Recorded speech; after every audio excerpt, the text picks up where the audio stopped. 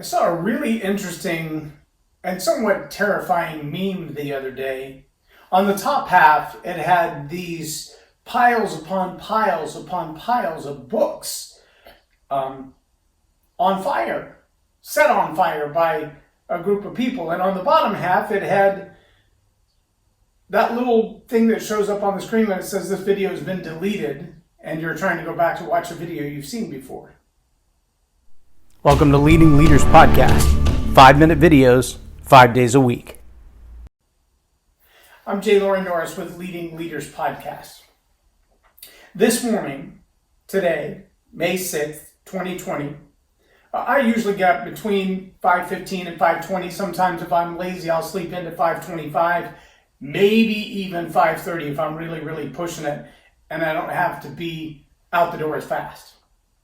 But this morning about 5:15, while I was still cozy in my bed, I heard talking. And I thought, that's weird. I'm usually the first one up in the house, even though everybody still gets up pretty early. And I thought, wait a minute, that sounds more like a professional, not just someone talking. I thought, well, maybe my son's listening to a video. And then I realized the door was closed and there's no way I would hear it that clearly. And so I got up and I made my way to the bathroom because that's where I keep my phone, on the other side of the room, not next to my head. And I realized my phone was talking. Randomly, on its own, with no inspiration, no one touching it, no one even in the room with it. At 5:15 this morning, it started playing a video from a news source that I generally don't listen to. There are so many news options out there. I'm pretty selective. I have some that I pay close attention to and others that I kind of dismiss. And this is one of those that I kind of dismiss, just my own personal opinion. I wouldn't normally pay any attention to this video. But the fact that it loaded itself on my phone and started playing itself on my phone while I was dead asleep is both creepy and fascinating. But the subject of my talk today is, why should I read books? Let me draw a correlation for you back to that meme and then ask you a question. See, there was a time in American history and world history where the idea of stuff that was written down in a book could be dangerous. Things like propaganda can be written down in a book. But today, most of that propaganda doesn't necessarily make it to a book. And there's another big difference, and that is literally anybody can self-publish today. I mean, anybody.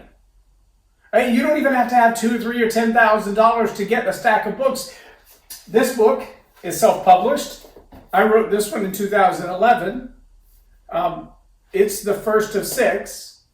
This book, when I buy these, cost me about $3 each. And if I want one, or I want 1 million, they're still between $2 and $3 a piece. But I don't have to spend $10,000 to get my hands on one. So if you were looking to read a book, you could get this book, and you could buy it on Amazon for $15. I could buy a whole box of them for less than $500.